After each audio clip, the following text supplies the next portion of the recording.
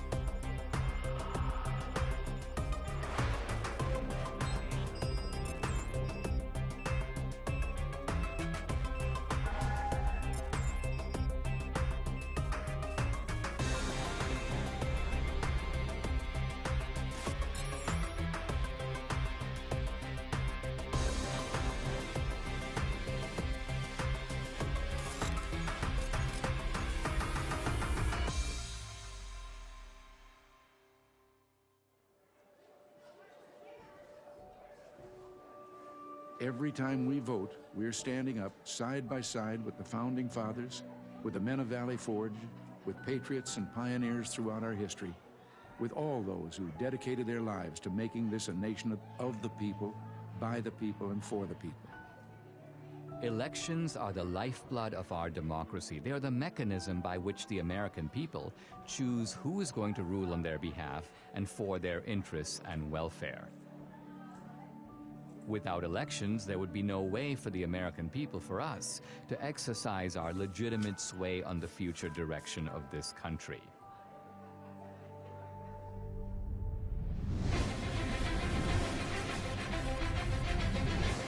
Polls now closed in half the country, and we are getting some interesting results coming in from those battleground states. If you're a Republican, you say, wow. If you're a Democrat, you say, uh-oh. So you see Donald Trump is now starting to widen his lead. President Trump now with 54% of the vote. The president right now has the lead in the Keystone State. We're going to have a great night, and we're going to have, much more importantly, we're going to have a great 4 years. The 2020 election haunts the American mind. Here's where it gets really bizarre. At Fulton County, most populous county, it is Atlanta, they just stopped counting. Nevada, meanwhile, has stopped counting votes. They've all stopped counting for the night? All right, welcome back. This is CNN special live coverage, 10:31 a.m. on the East Coast. Why am I giving you the time? Well, if you managed to sleep last night, things changed.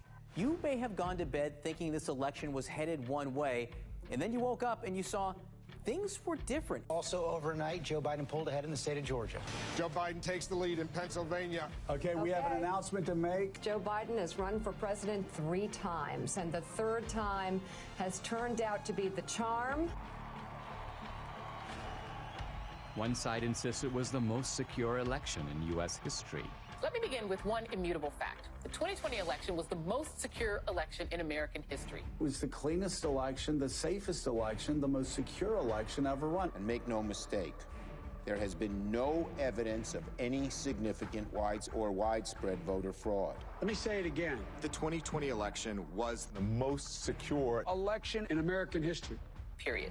This same side accuses anyone who disagrees with them of perpetrating a big lie Or the big delusion. The big lie keeps getting repeated. The big lie is just that, a big lie. And despite a relentless media barrage, the other side remains convinced there was widespread election fraud. What I saw was not a secure and transparent election. Poll watchers claim the Travis County Clerk's office is locking them out. Last night, there was a major software glitch that actually delayed the counting of all of the ballots. A look at election fraud, and I want to look at secretaries of state who illegally changed the voter laws without the permission of their state legislature. There have been numerous attempts to prove election fraud. A van dropping off ballots in the early morning hours of November 4th, 8 hours past the deadline. She said her mother was in a nursing home and did not have the mental capacity to vote. We've obtained video tonight that shows a man dropping several ballots into a drop box. Scottsdale woman pleads guilty to casting a ballot in her dead mother's name. Shows a man buying a registration form for an absentee ballot from a voter, giving him, quote, pocket money, unquote, of $200. Yet courts have refused to consider these cases on the merits. The Supreme Court rejecting an effort by Republicans to reverse President-elect Joe Biden's win in Pennsylvania. The Supreme Court has rejected the Texas-led effort to toss out election results in 4 key states. Even some Republicans dismiss the idea of systematic fraud and call for us to move on.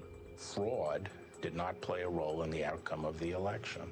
The election was fair as we've seen.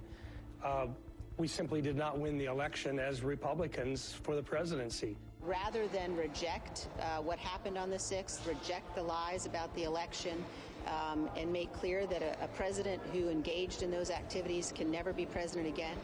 But we can't move on unless we know the truth. Many other issues arise out of the 2020 election. Did the January 6 protesters go to D.C. to mount an insurrection? It wasn't an insurrection, it was a primal scream. To protect the Constitution of the United States against enemies foreign and domestic! They wanted their elected leaders to adjudicate the claims of election fraud.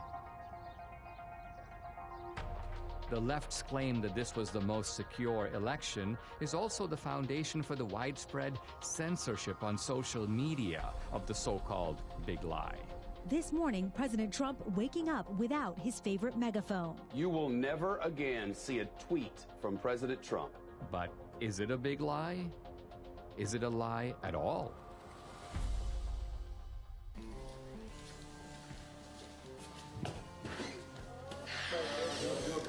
Yeah. Rolling. Sound speed. All right. Everybody got me? Yep. All right. SRP.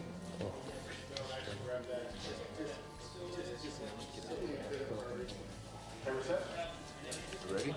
Set. Hey, I'm Dinesh D'Souza, and this is Season 1, Episode 1 of my new podcast. I started my podcast in early 2021 to speak the truth. But by simply asking questions about election fraud, you get booted from YouTube and Facebook. My podcast is sponsored by Salem Media, and I knew that other Salem hosts felt my frustration. Larry Elder, Dennis Prager, Eric Metaxas, Sebastian Gorka, Charlie Kirk. Let me begin by asking a very simple question. Do we feel confident or comfortable that we know the truth about what really happened in the 2020 election? I'm agnostic on this question, and I am awaiting more information. What about you, Eric? I think Dennis is a coward.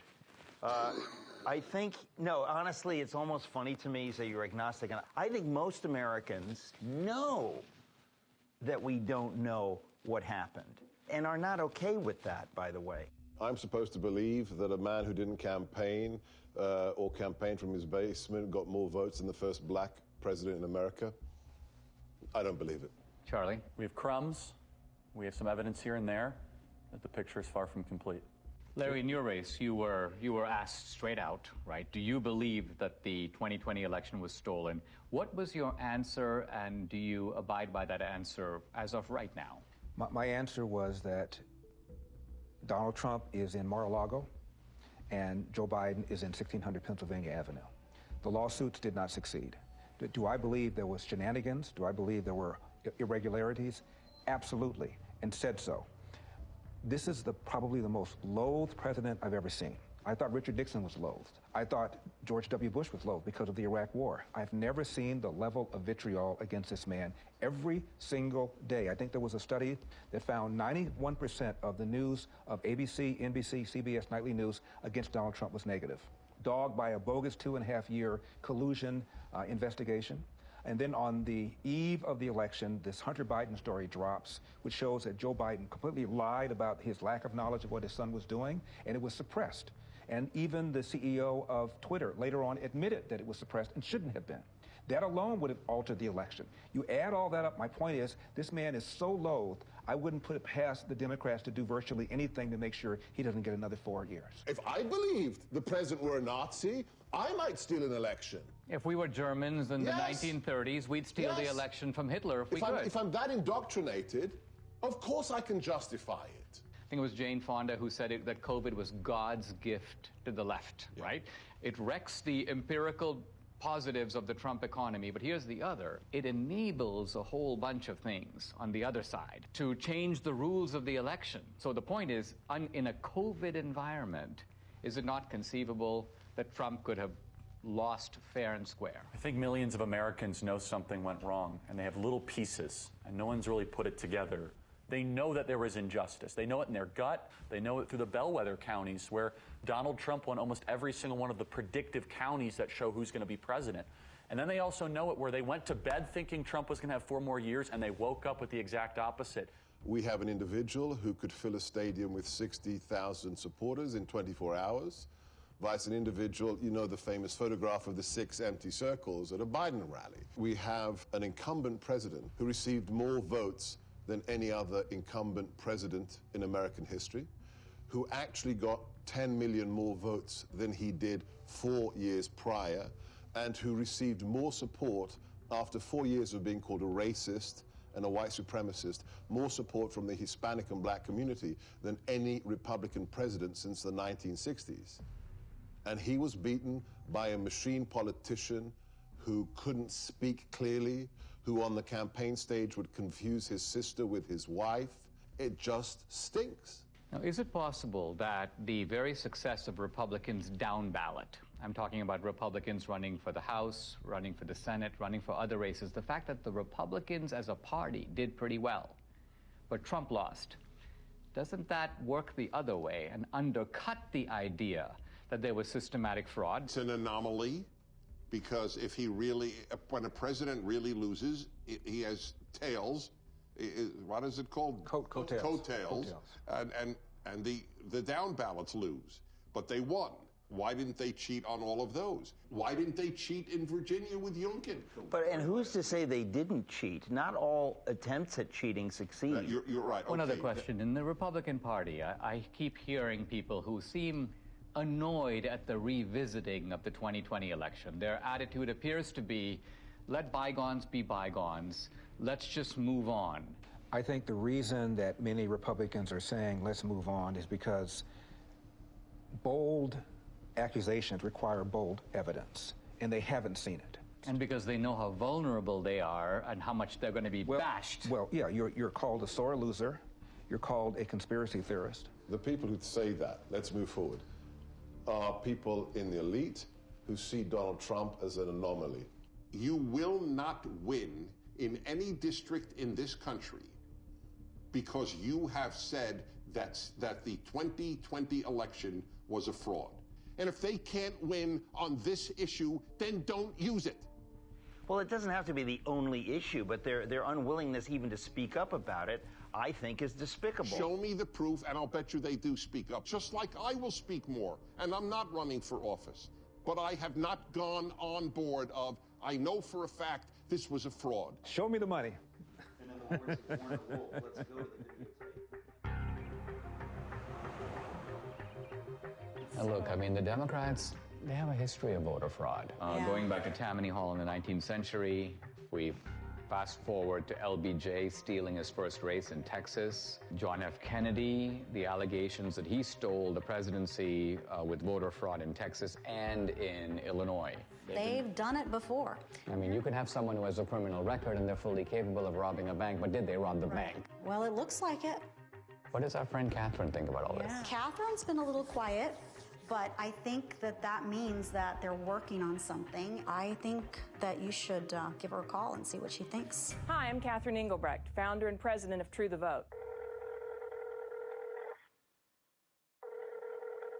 Hey, Dinesh. Dinesh. How are you? Hey, I'm doing fine. Hey, listen, I'm here with Debbie. Hey, Catherine. Hey, Debbie. You know how crazy it is out there. Have you guys been digging into this whole issue of voter fraud? Well, we have been working on something big. It's probably best we don't discuss it over the phone, but can we meet?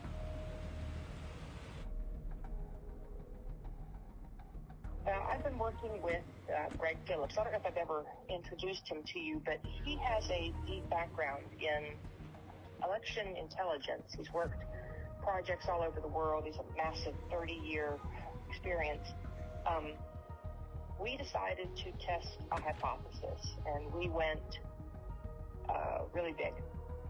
And now we have something that we think you're going to really want to see. So I'll send you the address separately. Now, Greg Phillips, what's your background that prepares you for this kind of work? I've been in and around election intelligence and integrity for about 40 years. We've done investigations literally all over the world. It's a combination of data acquisition, data analysis, occasionally some in-depth data mining. Our ability to draw meaningful conclusions that link the who to the when to the where is significant in the space. Catherine, you started the group called True the Vote in the year 2010. What was your mission or objective? We just didn't have enough volunteers working at the polls in our local elections. So we began by training people to work in the polls, and then as we got further into it, we recognized, wow, some of the problems you see at the polls can be attributed to problems in the voter rolls. Well, what can we do about the voter rolls? And so it turned into something much bigger than we had anticipated. True the Vote has the largest store of election intelligence for the 2020 elections in the world. No one has more data than we do.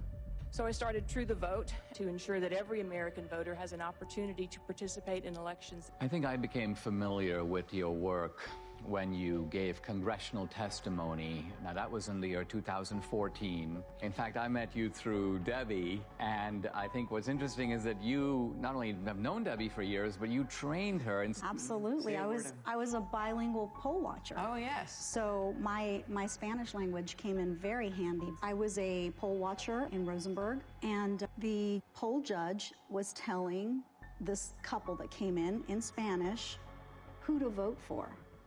And of course, she didn't really realize that I knew Spanish, and so there we go. And you busted them. I busted them. Yeah.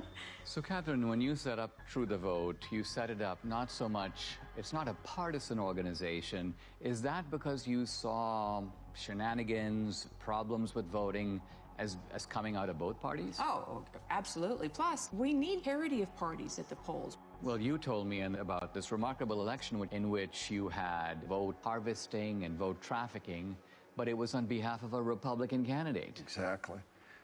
In North Carolina, it was unique in that it actually overturned an election. There's going to be a new election in the North Carolina congressional district engulfed in a scandal over voting fraud. This all centers around allegations that an operative for Harris then hired a team of people to harvest absentee ballots, paying them between $2 and $3 a vote. So you have an activist, the guy's name was McCrae Dowless, and he worked for the Bladen Improvement Association, which was a kind of an African-American get voters to the polls, but apparently they were doing all kinds of vote harvesting, and he learned the strategy. Then he broke with them, and he took his services to Mark Harris, a Republican, well, actually a pastor who was running. Correct. And Harris won. He pulled it off. In 40 years of doing this, we've seen this over and over again. Sometimes the schemes are a little bit different. Sometimes it's people out banging on doors, gathering ballots. Sometimes the ballots are sent here, gathered here, deposited there. But the trafficking itself is always the same basic pattern. There's a nonprofit involved somewhere in the middle. There are people that are either collecting those ballots on the one hand or depositing those ballots on the other and getting paid for it. In no case is it acceptable to be paid for your ballot or to accept some form of remuneration for your ballot. And in no way, in no time, is that legal. I noticed, Catherine, that in the immediate aftermath of the election, when there were a lot of accusations and charges flying around, all reflecting these suspicions that something went deeply wrong, charges of foreign intervention, charges of machines, you and your organization were kind of dead silent. I got the impression that you were looking for a different approach. Given the outliers that were introduced in such a major way in 2020, namely the privately funded drop boxes, the mass mail out of ballots, the hypothesis was if you were going to cheat, how might one go about this? That would be provable, trackable, traceable. You said there might be some, let's just call them bad actors, who are delivering ballots systematically and illicitly to these mail-in drop boxes, and there might be a way to track them and to bust them. We didn't know. We decided we're going to let the data tell the tale, and we collected together a team of highly skilled contractors and put together a plan to see where the data would take us. What, Greg, is geo-tracking? So the idea is to collect these signals that are emitted from your phone. Your cell phone is delivering information to apps that are collecting that ping. So there are 4 key coordinates: the lat long, the elevation, and the time. And with that data, we can then build a pattern of life around you. So that phone's here right now. Well, where's it going to be at 5 o'clock? And where's it going to be tonight? Well, here's my cell phone. My cell phone is off. Can I be geo-tracked even with the cell phone being off? Possibly. Depending on the apps. Depending on the apps, depending on That's what marketing companies do all day, every day. Now, this is the point. We were at the Apple store and at CVS, and on both occasions, they knew where you were evidently. Absolutely. And they were telling you about specials, and they were, so people have experience of this. There's 300,000 or so apps that gather that data, and then they sell it to brokers. Isn't it also true that this geo-tracking has now become a vital tool for the military, for the intelligence agencies, and for law enforcement? Indeed, they're using it almost every day. I'll say that there's no question amongst anyone that I know in the community that many, if not all, of the people that were involved in the situation at the Capitol on January 6th were being tracked previous to January 6th, because they already knew what their pattern of life was. They already knew who to look at. Many of the people who stormed the U.S. Capitol on January 6th left digital footprints that law enforcement has used in making arrests. You're saying they must have known about these people before, because some of those guys were arrested 1 day, 3 days, 5 days after January 6th, and that's not enough time to do the geo-tracking analysis. The very idea that you could go from the afternoon of January 6th to acquiring the data, tracking the data, unmask who actually owns that phone, which the government is required to do, and then get it to a grand jury, make an arrest in 72 hours? Impossible. It's not possible. They had to have been tracking the people in advance. But the fact of the matter is, these techniques are used every single day by law enforcement, the intelligence community, the Department of Defense. Was geo-tracking part of the way that the CIA was able to identify bin Laden? It certainly played a role. It's even more sophisticated today than it was when bin Laden was disposed of. More and more apps are participating in this program, if you will. The reliability of geo-tracking is not substantially different from the reliability of a fingerprint or the reliability of DNA. If it identifies your phone, now I could have given my phone to Debbie, but the simple truth of it is my phone was there on this particular date, and there's absolutely no question about that, right? That's correct. Now, you decided to purchase through these brokers that make this information available to companies, they make it available all kinds of places to buy data. Let's talk about the methodology. You identified data in certain places, and by and large you focused on the states where the election was decided. Tell us, what are the areas that you bought data for, and what were you looking for? And what's the time period? October 1st through the election. In Georgia, we actually bought from October 1st through January 6th after the runoff. So we went in, We decided to do the Atlanta metro area because it picks up some rural areas, it picks up some urban areas, it picks up some suburban areas. 309 drop boxes in the area. And we thought, okay, well, this is a pretty good test. We, in essence, sort of fenced around those. Geofencing, so-called. Geofencing. And then we were able to make purchase of data of people that had been near those drop boxes, but also near the organizations. Across the country, we bought 10 trillion signals. When they give you this data that you then have to go through, what does this data look like? Well, it's a massive data transfer. We have more than a petabyte of data. You're talking about transacting hundreds of terabytes, so it's a significant move of data. You have 10 trillion signals, that's a lot of signals. So what was the criterion that you set? Final decision was they had to have been to 10 or more drop boxes, meaning unique visits inside of a space, and 5 or more visits to one or more of these organizations. Those were the outliers. It was such an aberrant pattern. So what you're saying, I mean, it seems to me there's no reason for someone to go to even 2 drop boxes, but you're saying that maybe there's a conceivable reason someone did that. Let's identify a large number of drop boxes and multiple trips, and that way we're going to catch not all the offenders, right, but the worst offenders. The way we would describe it is we want to absolutely ensure that we don't have false positives, meaning including people that should not have been included. We're not in any way saying that this is all there is. We're just saying that based on our criteria that we identified in Atlanta, 242 people that went to an average of 24 drop boxes in 8 organizations during a 2-week period. 242 mules. Now let's pause for a second. What is a mule? When we started the project, we had to figure out how are we going to describe the individuals and the elements involved. And to us, it felt a lot like a cartel. It felt a lot like trafficking. It can be trafficking in drugs, trafficking in humans. In this instance, it's ballot trafficking, and so we began to use that vernacular. A mule is, by our definition, a person that is involved in picking up ballots from locations and running them to the drop boxes. So you have the collectors on the one hand, you have the stash houses, which are the nonprofits, and then you have the mules that are doing the drops. What do we know about them? Who are they? Well, first let me say, this is not grandma out walking her dog. Bad backgrounds, bad reputations. We've had, encounters with several that are, not terribly positive. Violent guys. Can be.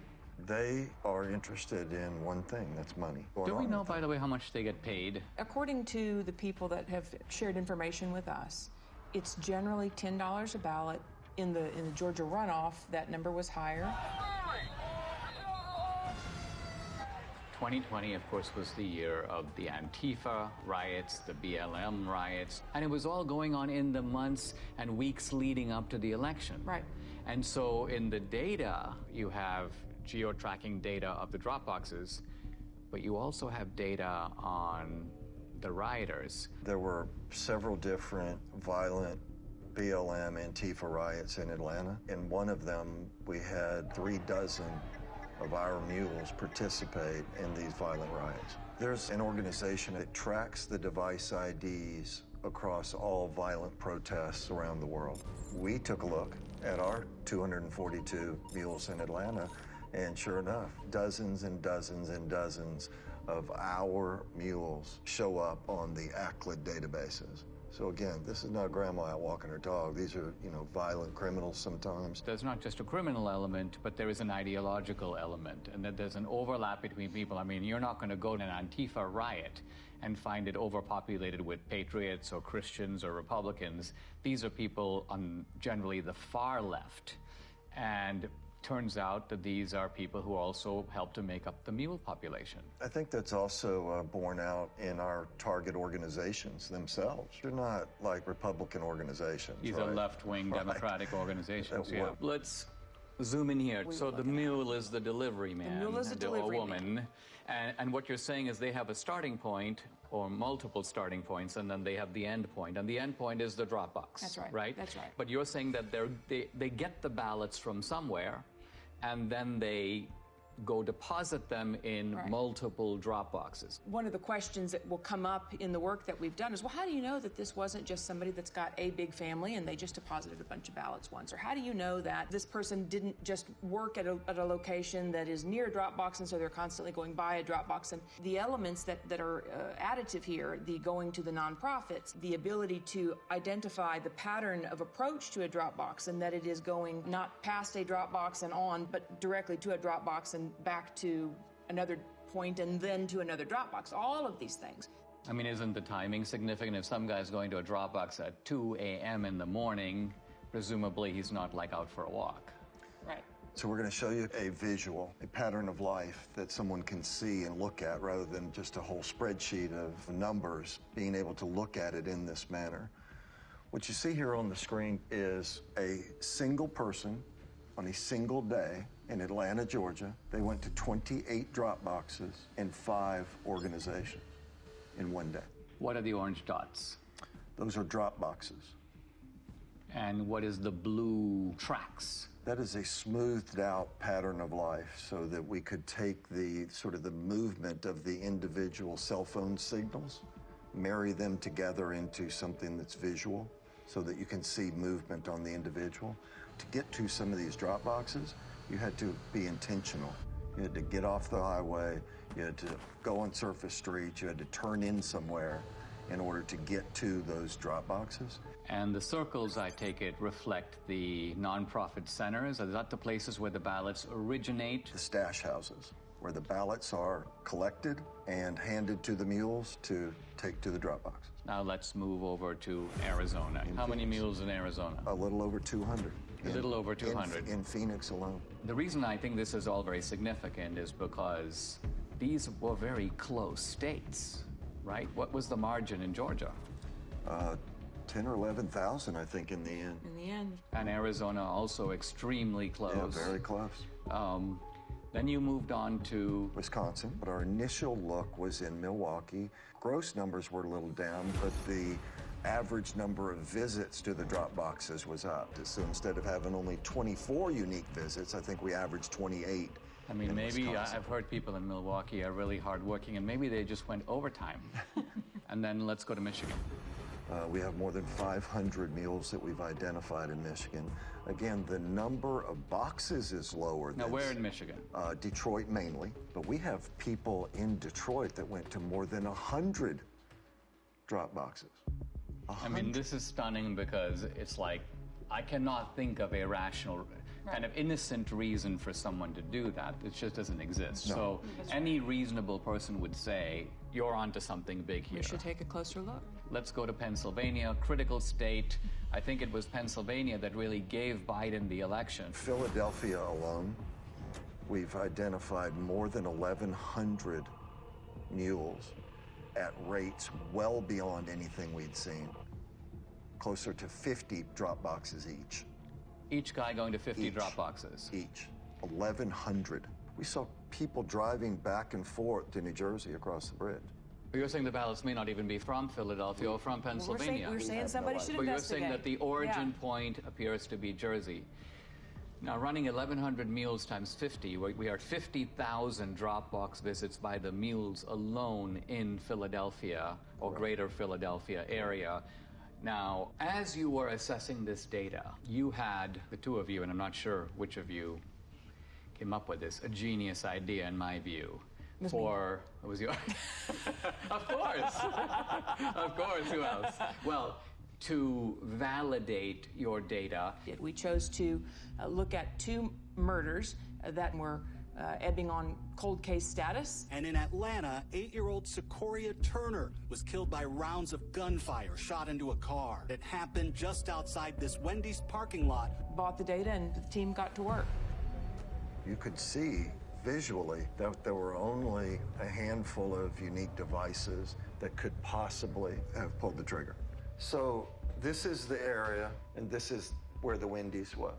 And are you saying that each green dot is the same guy, but moving through time? Each color is one person. The shooting actually occurred right here in this parking lot, sort of inside of this circle are really the only potentially legitimate shooters. Each of these devices has a unique device ID, and we turned the bulk of this information over to the Federal Bureau of Investigation. Now, I read, they've arrested 2 suspects. They have. 2 suspected gang members will appear in court this morning on charges that include the shooting death of 8-year-old Sequoia Turner. And isn't it true that this tracking, these movements, this parallels exactly the work you're doing with the Mules? Exactly. It's one thing to have the scientific evidence, which is persuasive on its own merits, but do you have video evidence? We do. How much of it do you have? 4 million minutes of surveillance video around the country. Official surveillance video of these mail-in drop boxes? Yes. How do you get it? You can file for open records requests. Any citizen can do this. It was a very difficult series of steps that had to be followed to procure the actual surveillance video. Do you have video in Georgia? We do. Is it video from the presidential election, the runoff election, or both? Both. Do you have video from other states? Some video from Arizona. We have recently learned video was specifically turned off on particular drop boxes. In which state? Arizona. Wisconsin, it turns out, even though the rules required them to have video. Did they do the video? No, they did not. There should be video on every Dropbox. Indeed. Given today's kind of cost of technology, it would not have been that hard to do it. And you sent me a screenshot, Catherine, where you were requesting video, and I believe it was the state of Georgia saying this video does not exist, and we can't tell you why it doesn't exist. Right, that was in Fulton County. We have correspondence like that from a lot of states. In the absence of video, and that geospatial data is key to decoding, what the greater scheme was. But in the case of what we're going to show you now, what kicks it up a notch is that we have the geospatial data to support the video. Let's talk about some of the videos. So we're going to show you a couple different ones. This particular individual we have in a number of different locations at a number of different times. He's actually a mule. This is the official surveillance video of Georgia. Absolutely. And so as the person pulls up, they don't even bother parking. Of course, it's the middle of the night, so why would they? He gets out, approaches the box. When people walk up with intention to cheat, they look around, they basically walk fairly quickly, they try to stuff them in, they try to get out of there. In this case, he drops a few on the ground, pick them up, stuff them into the box. Then he hustles back and hustles out of there. So this is what it looks like. It doesn't necessarily look like, hundreds of ballots being stuffed in. You don't need a whole lot of fraud, you just need a little in the right places over time. Is there a way to estimate, or even roughly, how many ballots are being tossed into a box at a given time? It might be 3 or 5 or 6 or 10 or something like that. The idea is to stay under the radar. And as Greg said, the number is, 3, 5, 10 ballots. But then they're not done for the day either. They're going place to place to place, day upon day upon day. And so that will not show up in your chain of custody documents, your tracking documents that would identify a big blip. I mean, they're not going up and dumping in, buckets full of ballots. On the other hand, we've seen circumstances where it appears that buckets full of ballots showed up. There's one box in Gwinnett County that had a chain of custody document with 1,962 ballots noted on this. And first of all, that's roughly 10 times what we normally see. We sorted through the geodata, found a few hundred people. Okay, well, that's pretty odd. We have video of all of this. And guess what it shows? 271 people approached that ballot drop box during that 25-hour period. 271. 1,962 ballots were deposited. Wow. Here are election officials pulling out of that drop box 2 full duffel bags containing over 1,900 ballots. Let's look at another one. Yeah, let's take a look at... Interesting thing about this person is the device seems to live in South Carolina. So this person isn't even from Georgia. She was here during both election cycles but is not a resident of the state. But as she approaches the drop box, she never looks at the trash can, right? She's looking the other way. But the other thing she has is she has gloves on. What one of our analysts noticed was these surgical gloves only appeared from December 23rd forward in the runoff. So we didn't see a lot of them previous to December 23rd, and we couldn't figure out why. And then it just dawned on us, well, on December 22nd, there was an indictment handed down in Arizona for people that had stuffed ballots, and the way the FBI nailed them was fingerprints. And then lo and behold, the next day and days forward. So this video is now from the Georgia runoffs. This is January of 21. This particular one is at approximately 1 o'clock in the morning on January the 5th. Stuffs her ballots in there. It's like a small stackish, maybe 3, maybe 4. Takes them off, and then puts them in a trash can that she never looked at. So she knew it was there. She knew it was there, right? And so we have her on a number of locations. She's an out-of-state mule, and then this is in no way the only drop box that she attended. That's right. No, she's goes to dozens and dozens over the course of these 2 elections. Who's next? What you're going to see is he approaches the drop box on his bike. He also has a backpack on. Pulled the ballots out of his backpack. Taking his time. Taking his time, digging around, looking for some ballots. Finally gets that, pulls them out. Okay, now I'm set. And he'll put them in. But you also see him get sort of frustrated as he starts to leave, because guess what? At this point, they had started requiring the mules, apparently, to take pictures of the stuffing of the ballots. It appears that that's how they get paid. So they take a picture, stuff it in, they take a picture, not a selfie, but a picture of the actual ballot going in. But this guy gets frustrated, so he actually has to park his bike, get off. So if you were there just casting your own ballot, what reason in the world would you have to come back and take a picture of the box? And he kneels down. Looking around. Takes some pictures. Okay, the next one. Yeah, so let me show you Dog Guy. So Dog Guy, middle of the day, this is actually at a polling place. So the people in line are waiting to go in and vote early. They're doing it the right way. Okay, now you've got some other people going to walk up. This lady doesn't care, but this next guy cares. He's watching the whole thing. The guy looks up, talks to him. Got the ballots under his arm already. Now he's got the rest that he pulled out of the bag. And he's going to get his camera ready to take the pictures as he puts them in there. If you consider the brazenness of this, right? This is the middle of the day. There's people sitting there watching you cheat. People that are doing it the right way. But it's difficult for them to know what to do, except observe and maybe say, what's going on here? What did I just see? They wonder, what does this all even mean if this is happening in broad daylight and nobody's doing anything to stop it? And so these are the kind of things, 4 million minutes of this. This was an organized effort to subvert a free and fair election. This is organized crime. You can't look at this data in its aggregate and believe anything otherwise. That's especially true when you consider that in places like Georgia, it was only decided by 10,000, 12,000 votes. And you look at 5,000 visits just from our mules, it's not a leap to say, yes, this would have made a difference.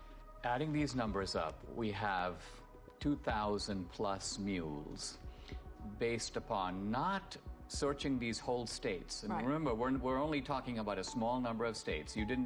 We're not talking about the whole country. We're not even talking about whole states. We're not even talking about whole states. Right, that's right. And we're also talking about a gross undercount of the actual number of mules because you set a high bar. They had to go to 10 drop boxes. So if there's a mule who went to 7 drop boxes, you wouldn't catch that guy. And they had to go to nonprofits. So they had to meet those 2 criteria and then go to one of the geofence drop boxes. If they met the 2 criteria but went to a post office box, we're not going to look at them. One of the slogans of the Democrats through all this debate has been, make every vote count. And I think we can now see in a chilling way that this is kind of what they mean. What they mean is, it doesn't matter if all kinds of illegal ballots are being dropped in, let's just count them. Now the narrative needs to be that this is the most secure election. This is the most fabulous election we've ever had. Pay no mind to the millions of Americans that are saying something is not right. This does not make sense. Nothing to see here. Just smile and wave, boys. I mean, wouldn't it be an accurate summary to say that these voter bills that the Democrats are desperate to enact, to federalize the election, isn't it that they want to take all these special provisions that have enabled what we've described, or you've described in the 2020 election, and make it permanent? If we don't wake up and do the hard, roll up your sleeves work that it's going to take to reel this all back together, then yes, all the pieces are in place for our election system to be in permanent lockdown. And it will be done under the watchful eye of a media that will tell you it's all just fine. It seems like they are subverting democracy in the public pretense of protecting it. Absolutely. And it won't stop unless we stop it. If I look across the swath of Republicans, this is not the kind of issue that they seem to be comfortable with. It's almost like they would rather endure. That's right. As I said, well, it's a gamble, right? Because the ones that are enduring are currently elected and in power. When you watch these brazen acts and nobody says a word because they're scared that they're going to be sued, because they're scared that they're going to be canceled, because they're scared that they're going to be silenced, that kind of chilling effect is exactly what they want. And as I said, on the other side of fear is freedom. If you never get past the fear, you're never free. Let's sum up what we know. Do we know for sure that this was not, in fact, far from, the most secure election in history? It was not. We know that for a fact. Do we know for a fact that there was coordinated, systematic fraud in all the key states where the election was decided? Yes. Yes. And therefore, does it follow that the people who suspected fraud, even though they didn't have the proof, their suspicion was right? Absolutely. Their instincts are right. And moreover, that the states that are trying to do something about systematic fraud by restoring a modicum of, let's call it the old rules, checking your voter ID, checking signatures. You want a mail-in ballot? You know what? You got to request an absentee ballot. We're not going to send 20 million ballots out there and see what comes back. That these voter integrity laws, far from being voter suppression, are actually a legitimate way to make sure that the people who vote are actually eligible to vote. 100% accurate. That's absolutely correct.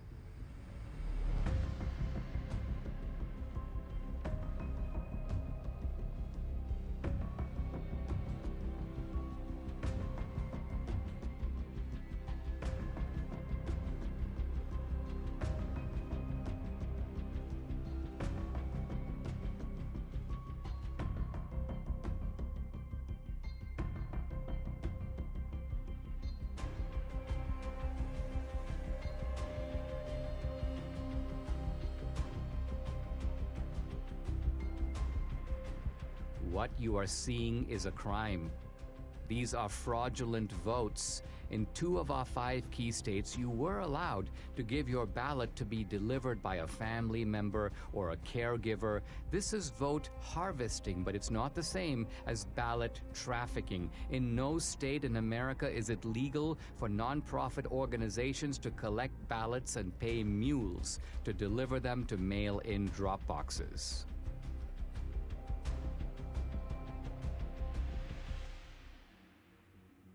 Now we come to the most important question of all. Was the magnitude of vote trafficking in these key swing states enough to tip the balance in the 2020 presidential election? Let's first narrow in on just our 2,000 mules. Their average number of Dropbox visits, 38. Their average number of illegal ballots deposited per visit, 5. That's 380,000 illegal votes. But was this sufficient to put Biden in the White House? To answer that question, we must look at each key state. In Michigan, 500 mules, averaging 50 Dropbox visits and 5 illegal ballots per drop, That's 125,000 illegally trafficked votes, not quite the 154,000 vote difference between Trump and Biden. So Michigan, with its 16 electoral votes, stays in the Biden column. In Wisconsin, 100 Mules, averaging 28 drop-box visits and 5 illegal ballots per drop. That's 14,000 illegally trafficked votes, 6,000 votes short to give Trump the win. So using only our Mules, Wisconsin's 10 electoral votes stays in the Biden camp. But now we come to Georgia. 250 Mules, averaging 24 drop-box visits and 5 illegal ballots per drop. That's 30,000 illegally trafficked votes, far more than the 12,000 vote difference between Trump and Biden. So Georgia, with 16 electoral votes, moves over into the Trump column. In Arizona, the numbers are roughly the same. 200 Mules, averaging 20 drop-box visits and 5 illegal ballots per drop. That's 20,000 illegal votes. Again, these illegal votes are substantially more than the 10,000 vote margin that gave the state's 11 electoral votes to Biden. In Philadelphia, Pennsylvania alone, 1,100 Mules, averaging 50 drop-box visits and 5 ballots per visit. That's 275,000 illegal votes, again comfortably exceeding the 80,000 vote margin between Trump and Biden. So Pennsylvania's 20 electoral votes goes for Trump. Shockingly, even this narrow way of looking at just our 2,000 Mules in these swing states gives Trump the win, with 279 electoral votes to Biden's 259. But no one thinks that our 2,000 Mules were the only mules trafficking illegal votes. To widen the search, Greg and his team lowered the criterion from 10 or more to 5 or more drop boxes. This revealed a huge upsurge in the number of mules from 2,000 to 54,000. 54,000 mules. Next, they used a very conservative estimate of just 3 ballots per drop box visit. Now, when we multiply this increased number of mules times the 5 drop-box visits per mule times just 3 illegal votes per drop, we find election fraud on an astonishing scale. In Wisconsin, 83,565 illegal votes were trafficked. In Georgia, 92,670. In Pennsylvania, 209,505. In Michigan, 226,590, and in Arizona, 207,435. Using this calculus, Trump would have won all the key states. And the final electoral vote, 305 to 233. I wanted to get my Salem colleagues' take on what I'd learned here.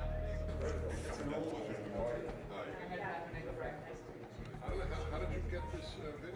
Is this all surveillance footage? Is this like official status? This is all right. This is all acquired through open records.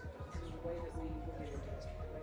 There's 4 million minutes of video. Well, these are official footage. This is official surveillance footage. It's indisputable. It was taken by the state itself. That's the only place that the video left, came from. I think, did not anticipate that anyone would go through this video. So this is 1 o'clock in the morning. Don't we all vote at 1 o'clock in the morning?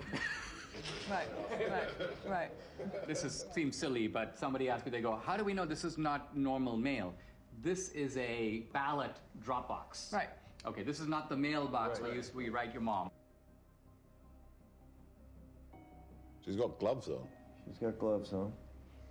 And what does she do with the gloves? Ooh. Whoopsie daisy. Hang on, she walked straight past that can and didn't see it. You gotta show that again. It's hilarious. Look, she just walks in. So this is not the first time she's done that. No. So that one was in Georgia, is that right? Yes. So in Georgia, it is illegal to turn in anyone but yourself or your family member's ballot. It is illegal. Right? It is illegal. So forget the outcome. That's an illegal practice, what you just saw. That's right. Video number 2. Dog guy. This is called Dog Guy.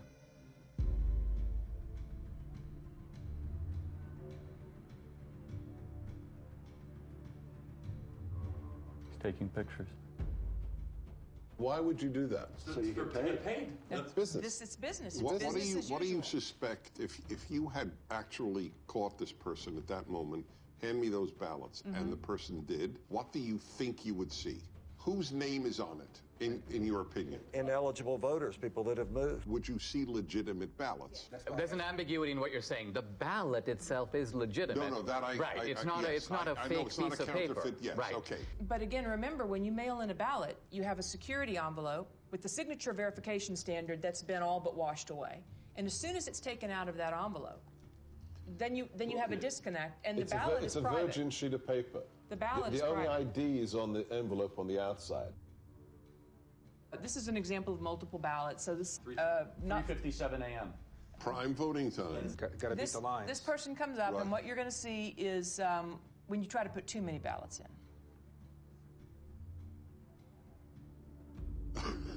He needs a shoehorn. And we have lots of those, where they're just jamming them in and then they fall on the ground. And when you can jam Well, I them... mean, this alone is, to say the least, suggestive. Who's voting at 3:57 a.m. with a whole bunch of ballots? And then being able to match that ping where he's standing there to the next place he goes. So we're seeing videos of one. Right. But each one of these, went to... On average, Do you have 23 video times. of the same guy going different places? Yes. Right. This is their pattern of life. So in one night, this person, this mule, went across 6 counties to 27 different drop boxes, 5 different organizations. So he was getting the ballots from the organization. Correct. The Republicans had no idea this was going on during the election. Trump, to his credit, tweeted out in July, mail-in ballots are a disaster. And he was attacked so hard by Kemp and Ducey and so many. But he didn't have this information, obviously. His instinct ended up being right. This is the tip of the iceberg. You're talking about extraordinary criminal activity, but there's a ton more, you would guess, that you have not even touched. You are talking about 200,000-300,000 ballots that were just harvested in only your geolocated locations. But you are talking, what, 5% of America? Less. Less than 5%.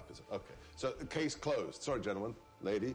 Case closed. All right, so I do a heroic thing that not necessarily others here do. I read the New York Times every day. That's crazy. We're sorry for you. It's my martyrdom. They claim all of these places we have found maybe 4, maybe 50 phony ballots. These aren't phony ballots. Right, No okay, one's so ever, wait, this is a but very they're novel phony, wait, they're phony names. No. There's no name on the ballot, Dennis. Okay, let's say we got access to every single ballot thrown into the ballot boxes. Would we be able to prove this is a fraud? It's the perfect crime because it cannot be curated after it is committed because the evidence has no connection to the person who is meant to be voting. That's the problem. As soon as it gets taken out of the envelope, the identity of the voter we're claiming, disappears. so the vote from John Doe is from a John Doe who is dead or a John Doe who is moved. Is that correct? Or voted somewhere else. Or voted so. Why is that not provable? There's an easy way to bust it, but it's not the way you think. It's not to go find the ballots in the ballot mix. You can't do that.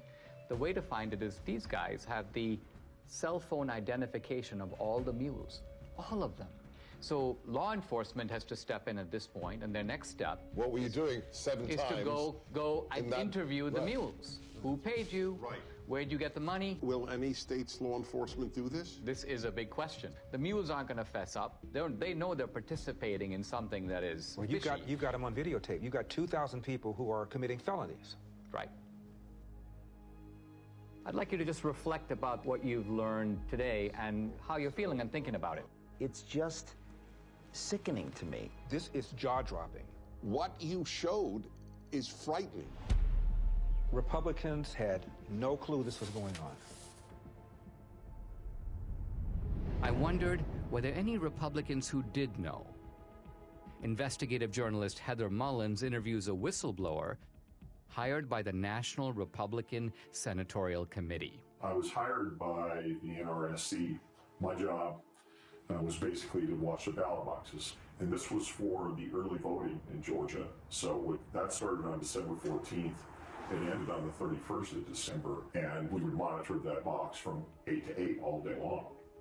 So consequently, during those that 2 weeks, I monitored those boxes indiscriminately. I would move around to the different areas in the boxes and watch them 30 minutes here, an hour there. And then I would start to see things where I'd see people walking up with backpacks, and they were unloading large numbers of ballots, stuffing them in the box. Recorded some of that and took pictures of it and dates and times and those things. I spotted plates from Texas, from Colorado, South Carolina, North Carolina. And I just thought that was odd that all these states were coming in, and these people would get out, and I'd watch them get out, and then they'd go up to the ballot and stuff the ballot in the ballot box. I thought that was kind of odd. So, we took pictures of those things. When we took pictures, recorded license plates and those things. And then I uploaded those photographs to a Dropbox. Then when it came to the Georgia runoff, the actual day of the election, which was January 5th, I was up there. It was early in the morning. Now, there were Stacey Abrams people all along the sidewalk up there. How did you know that they were Stacey Abrams people, though? Well, they had those masks on that said vote. Okay. She has one of those things. This was during COVID, right? And they were part of that initiative. I knew that she was part of that initiative that she had going on about get out the vote kind of thing. So it was Democratic Party and it was Abrams people that were, they were all interacting with each other. And then the local Democratic Party chairman was there also. About 6:30 that evening, we noticed there was a couple, a female couple. These two ladies had run up and they had a big stack of ballots. And we were standing there and they tried to shove the ballots in there. And I'm looking at her, taking pictures, and the other gentleman took some video and everything. And she turned around and looked at us and she said, "What are you doing?" And I said, "Well, we're taking a picture." And she said, "Well, you can't do that." And I said, "Yes, I can." And she got mad. And she ran up the sidewalk and left. So you're saying the NRSC was made aware that there were people stuffing drop boxes at specific dates and times? Yes. So with what you witnessed during your time watching these drop boxes, do you believe that that was enough for law enforcement to get involved? Oh, definitely. But after several weeks, no contact or anything, and, I just... Now, so you're saying, though, if somebody had contacted you, you would be willing to testify to these things and give those depositions under oath? I would have had to. Yeah. I would have had to.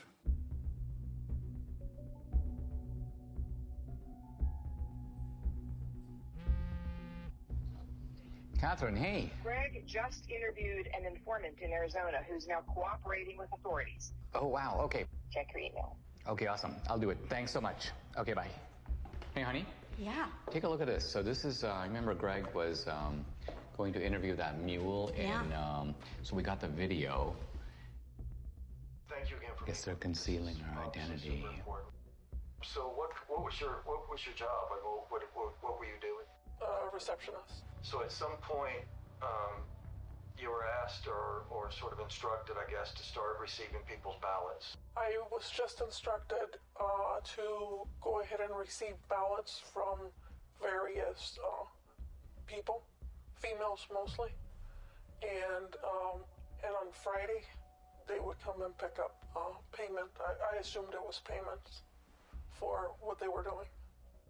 So they would, during the week, they would bring them in at various times, and then you would pay them like all on a Friday. Is that kind of how it went? Yes. Interesting. And then I would get a call to find out how many ballots were brought in and if they were already pre-filled out first. And she would come to the office, look at them, and then before she left, she would either take them herself, but other times she would ask me if I could drop them off at the library. So what was the instruction? Just to drop them off. In the drop box? In the drop box, the early ballots. Can you give me an idea of how many you personally put in the box? Hundreds? Could have been, yes. And was there a reason she wanted you to go to that drop box as opposed to maybe City Hall or something? There's no cameras. There's no cameras there. And she would want me to take it in the evening when it was dark also. Do you think this is widespread in Yuma County or elsewhere? I would say it is. So do you think that people you know in San Luis, they believe that their vote matters? I don't even think they know the meaning of what voting is. Do you personally think that the elections in San Luis are free and fair? No. They're fixed. they've been fixed. They already know, seriously, who is going to win the next election before it even happens. How do you think this affects the community, especially the Hispanic community? Because it seems like they're preying on minorities. They're an easy target because most of the Hispanics that live in the town are not well educated as far as the law. They look at it mostly as, oh, she's trying to help us because we're older, because she's having someone come and pick it up at my house, because I don't drive. Most of them, maybe, I would say honestly, 90% of the elderlies that live in San Luis don't drive or have relatives that are willing to drive them to do this, to go to the voting polls. Back when I first moved into the city of San Luis, I did have somebody come and knock on my door and ask for my ballot. And it was somebody I knew and that I had known for many years since I was a child. And up to this day, that person does not talk to me because I said there was no way I was giving them my ballot. What a brave woman to do this. Totally. I call it the Mexican mafia, seriously. Because they work like that. It seems like we need to do a better job of maybe educating folks or helping people understand that this stuff's not okay. I offered a long time ago. But again, they told me, oh, don't do it because you're going to end up in the trash can in pieces. What do you think it's going to take to get this trafficking to stop? For people to get caught and pay the price. Wow. Unbelievable. We know that the Mules got their stashes of ballots from these activist organizations. But where did the activist organizations get the ballots from? Hans von Spakovsky is a former member of the Federal Election Commission, a senior fellow at the Heritage Foundation, and co-author of the book Our Broken Elections. I will say election fraud is bipartisan, but most of the cases I see are, unfortunately, the Democratic Party. Hans, you just watched a mule kind of fessing up about participating in this trafficking operation. Is this kind of a mule operation something familiar to you? But unfortunately, this is so common in some parts of America, particularly the Hispanic community, that they have a special name there. There they call them politiqueros. And these are individuals who are paid by campaigns or political parties to go into neighborhoods and collect absentee ballots to pressure and coerce voters. People who observe election fraud have commented that absentee ballot fraud or mail ballot fraud is the easiest and the most common type of election fraud. Why is that? Well, because they're the only kind of ballot that is voted outside the supervision of election officials and outside the observation of poll watchers. Transparency, as you know, is very important in the election process, and there's no one there at a voter's home to observe what's happening. Also, remember, when you're in a polling place, you fill out your ballot and you then deposit it directly into the ballot box. That obviously is not what happens with absentee ballots. There are some states, I believe about half of them, about 27 states, that allow voter harvesting.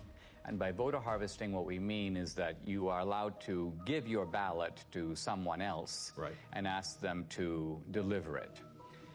Now, are there any states in which you're allowed to pay mules to deliver ballots to drop boxes? No, you're not supposed to be doing that. And allowing vote trafficking to begin with is a huge mistake because you're giving third-party strangers, you know, candidates, campaign staffers, party activists, all people who have a stake in the outcome of the election, you're giving them the ability to handle something very valuable, a ballot. Voter fraud is almost incalculably rare in the United States. Does it ever happen? Okay, occasionally it does happen. But it doesn't happen on a national scale. It doesn't affect the outcome. It would affect the outcome. I read these days constantly that election fraud, well, it could occur, but those cases are extremely rare. They're so episodic, they don't have the ability to tip an election. Is that true? Fraud happens often enough that elections get overturned. I mean, just go back 3 years to 2018 and a congressional race was overturned. I can cite to you another case in Mississippi. It was just overturned by a court because of fraud. Same thing in Florida. But look, that's just the tip of the iceberg. Now, we've shown that you've got these mules who are picking up these ballots at various vote stash houses. Hans, where do these organizations get ballots? Well, to quote Shakespeare, let me count the ways. You know, everything from filling out absentee ballot request forms for voters, but having the ballots sent to them, to actually going to the voters and obtaining the ballots from them, to stealing them out of mailboxes, to actually using high-quality photocopy machines to make their own ballots. Look, these cases unfortunately go on all the time. You can go to 2018, which wasn't that long ago, in North Carolina.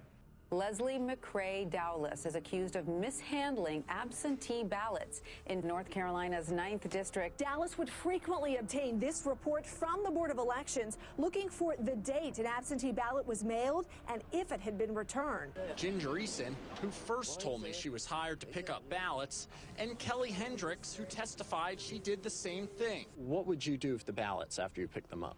Take them straight to the office in Dublin and hand them over to McCrae. And I don't know what happened to him after that. I know there was stacks of them on his desk. There was testimony in the case that his staffers were falsely signing as witnesses on those absentee ballots.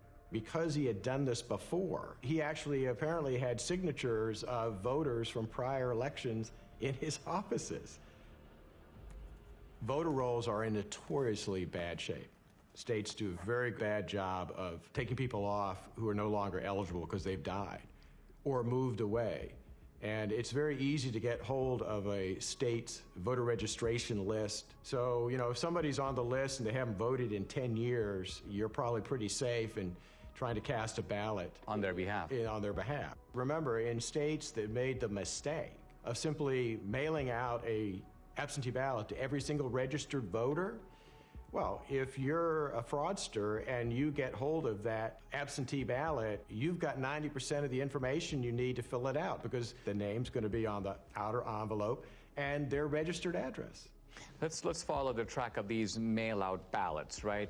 Let's just say you got students on a campus, they've voted, but then they graduate, and obviously they move to a different state. If they're on the voter rolls, is it not a fact that mail ballots will be arriving in the dorms and so presumably they're not going to be that hard to scoop up if somebody knows where to look for them? No, that's exactly right. And you know, I work in the District of Columbia. They mailed out absentee ballots to all of their registered voters, and I can't tell you how many phone calls I got from people that I know saying that not only had their ballot arrived in the mail, but 5, 6, 7 ballots all coming into their apartment for people who used to live there.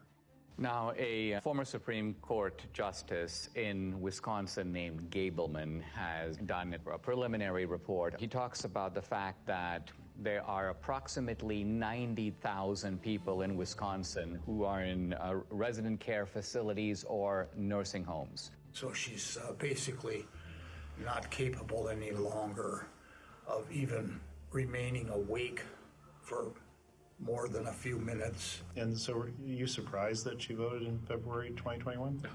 Absolutely. But I was surprised to hear that she voted in the last presidential election. Much to my surprise, she had voted for off and on for the last 10 years. I guess in my mind, I thought if you put your parent into a facility because they were incapacitated, they would not even be offered the vote. They make you vote. They make you vote here? And so how do they make you vote? Because I didn't want to vote, and they told me I had to. That is a real problem. Clearly it was a problem in Wisconsin 2020, but unfortunately that's a perennial problem in other states too. What happens is you have staff in those nursing homes. Sometimes they are activists politically. They get these individuals registered to vote, or if they're already registered to vote, they will request absentee ballots in their name, sometimes forging their signatures, and then filling out the ballots for them. Just prior to the 2020 election, the state of Texas indicted a social worker in a home for young people who were basically mentally incompetent. She had sent in over 100 voter registrations for these individuals who were not legally competent to vote. What about homeless shelters? Look, if a homeless individual is mentally capable, they ought to be able to vote. And if the only place they can list as a registered address is a homeless shelter, that's fine. But the problem there is that it's very easy, I think, for them to be intimidated and coerced. In Chicago, the largest election fraud case the U.S. Justice Department ever prosecuted, they were paying homeless individuals to cast ballots the way they wanted them to cast ballots. What made you want to do this? What made you want to get involved? Well, I knew election stuff was supposed to be something good to do, and then plus I needed a little extra money to get Christmas for my son. So that's why, the main reason I did that. Who do these fraudsters pick on? They pick on the most vulnerable in our society. They go into poor neighborhoods, they pick on the elderly, they pick on people for whom English is not their first language. When we're trying to stop election fraud, we're actually trying to protect, I'd say, the most vulnerable people in our society.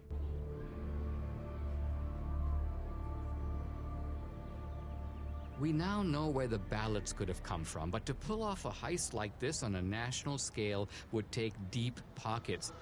I wanted to find out where the money might have come from. Who could have funded the heist? I met with Scott Walter, an old colleague of mine at the American Enterprise Institute, who is now head of the Capital Research Center. This is an organization that has produced multiple reports on the funding of elections. People think of three rivers of money, really, that empty into the gulf of elections. The hard dollars to write a check to a candidate. The second, you hear soft money or dark money. And then there's a third river that people tend to neglect, but Capital Research Center has studied intently, and that is the 501c3 nonprofit money, the kind of charity that you get to take a tax deduction for. That river is enormous. In the 2018 cycle, about $21 billion. Now, what do the IRS regulations say about the involvement of these nonprofits? By law, these nonprofit charities are forbidden to directly intervene in elections in any way or to help a particular party or candidate. The IRS is emphatic that you cannot intend or even have the effect of helping one party or candidate over the other. Now, let's talk about some of the key elements of this particular network that we're focusing on. We have drop boxes, and those drop boxes are, most people would think, funded entirely by the states. In other words, the drop boxes in Georgia are funded by the state of Georgia, but that's not entirely the case, is it? In the 2020 election, there was an unprecedented hundreds of millions of private dollars going into government election offices. The $470 million or so dollars were sent by Mark Zuckerberg and his wife. We did our part to secure the integrity of the election. There were a few other places that put in much smaller amounts. One entity that put in $25 million was, again, a nonprofit that's part of the Arabella Advisors, which as a total empire in 2020 took in $1.7 billion.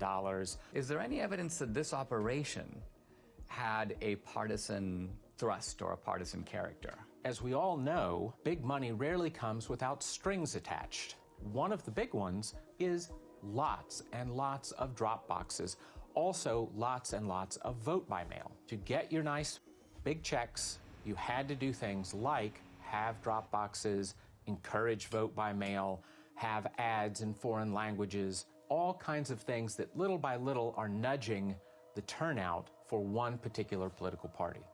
In addition to the $470 or so million that went into the Zuckbuck operation, you also had in 2020 a $120 million project, very secretive, called the Voter Registration Project. The $120 million, it came from Soros's foundation, it came from Visa's foundation, it came from Warren Buffett's foundation, it came from unions like the SEIU. The Voter Registration Project has as its goal increasing in the 8 target states over 2 million voters who are overwhelmingly expected to vote for the Democratic Party. And so the states that we're talking about here, Arizona? Yes. Georgia? Yes. North Carolina? Yes. Any others? Nevada, New Mexico. Here we've got an operation of illegal vote trafficking. You've got thousands of mules. They're being paid to do this. What you're saying is there is more than enough money available to fund any such operation. In fact, this would be only one part of a much larger effort to control the election. We are talking $500 million in nonprofit charitable funds flowing into efforts to register and get out the vote for Democrats. Most of the left-wing mainstream media, when they reported on the Zuck bucks going through, they made it sound like, oh, it's all going to go for masks and, plexiglass and all. And every study that's ever been done of some of the grants to the big cities found a few percent maybe going to help people that way, and the massive amounts of money going into ginning up the vote-by-mail operation and the drop box operation and those sorts of things that benefit one political party. How confident should we be that this will be a fair election? They're sending millions of ballots all over the country. This is going to be a fraud like you've never seen. Trump predicted. He said the Democrats are going to cheat, that they're going to use the pretext of COVID, they're going to rig the rules in their favor. Nevertheless, Republicans focus their efforts on the campaign, while Democrats focus their efforts on the process of actually running the election. The two sides don't approach elections in the same way. The Democrats, they understand that the rules, the process by which elections are conducted is just critical.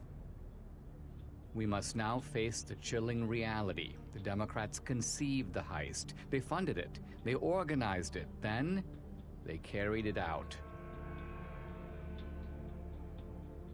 They rigged and stole the 2020 presidential election. We cannot be okay with this. We cannot simply move on. Guys, I'd like to have your honest assessment on what you've seen, what you've heard, and what we can reasonably draw from it. What do we have empirically? We have data, geolocated, we have footage of people harvesting ballots. Do we know who those ballots were for? We can't know who they were for. However, you have to inject common sense. Are we saying that in the centers of Democrat-held districts, we are seeing hundreds and hundreds of visits to drop boxes with pro-Trump ballots? It beggars belief. It's ballot laundering. Looks pretty convincing to me. I don't think we'll ever know the full story. And what makes this crime so compelling and unique is that once the ballot enters the system, it's really hard to reverse engineer it. But when you have the cell phone geolocation data and then the actual footage of them doing what you would expect them to be doing, taking pictures of the ballots, taking gloves off, visiting multiple times, I mean, it seems pretty clear to me, and it explains the sudden spike in Biden's support that we saw late at night, the kind of instinct that people had. The control of the U.S. Senate went through Georgia with so Chuck Schumer's majority leader, probably because of what we just saw. And then I'd like them to answer the mules. If they say it's clean, then be honest and say, okay. They have two ways they'll try to invalidate it. One is minimizing and then slander. Yep. Right. So they'll try to slander Dinesh personally. They'll say, oh, Trump pardoned him or whatever. Therefore, he's trying to get back at Trump to try to reinforce the big lie. I could already see the headline of the Washington Post. Trump pardoned ally comes out with questionable movie. I predict right now they will say, what on earth is a conservative doing tracking private citizens? Gee, how dare, what is Dinesh D'Souza doing to voters at 3 a.m.? In fact, I mean, that'll be part of it. Intimidation will be the word. Right. The word will be intimidation. They'll say no person is safe. Communities of color are being tracked. People like in black neighborhoods are now going to have to fear for their life that their cell phone pings will be paired. And this is Jim Crow 2.0, Dinesh. I disagree that this is not going to be compelling enough. This is a smoking gun. This is O.J. Simpson being seen leaving the scene of the crime. I don't care how partisan you are. You can't dismiss all of this. How do you explain somebody going to a whole bunch of different drop boxes with a whole bunch of different ballots on the same night at 3:57 a.m. in the morning? How do you explain that? That alone. I'm sorry. I think a whole bunch of people in this country are going to go, oh, my God. I think that if every American saw that, I think it would move the needle. However, their ability to keep their side ignorant is total. It's going to be impossible to keep a lid on this thing. Well, this movie is an Overton window moment, right? So documentaries can do this every once in a while. Michael Moore did it. He moved the Overton window on many different topics 20 years ago. Al Gore did it with climate change. It'll happen, as Ernest Hemingway said, gradually and then suddenly. Because it's not just how many people are going to watch this film, it's who's going to watch it. It's going to be lawmakers. It's going to be people that work for the Bureau. It's going to be someone somewhere with a conscience that has power and to say, this is a problem. It can't be dismissed. It can't be dismissed. They have ruined Election Day in the United States of America. That's provable.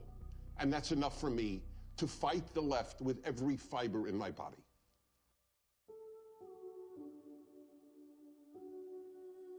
Without free and fair elections, we are not a democracy. We are a nation run by a criminal cartel masquerading as a democracy. Never in U.S. history has a presidential election been as thoroughly corrupted by coordinated fraud across multiple states as we now know took place in 2020. Today, totalitarian regimes camouflage their fake elections with appearance of democracy, but they're not real democracies. We don't want to join them. Our elections must represent the will of American citizens. We who believe in constitutional democracy must be diligent. If we give up, they win. In fact, if enough of us give up, they won't need to cheat anymore. Don't stay home. Get involved. Get out and vote. Do what is necessary to save this great country. The America we love needs us now more than ever.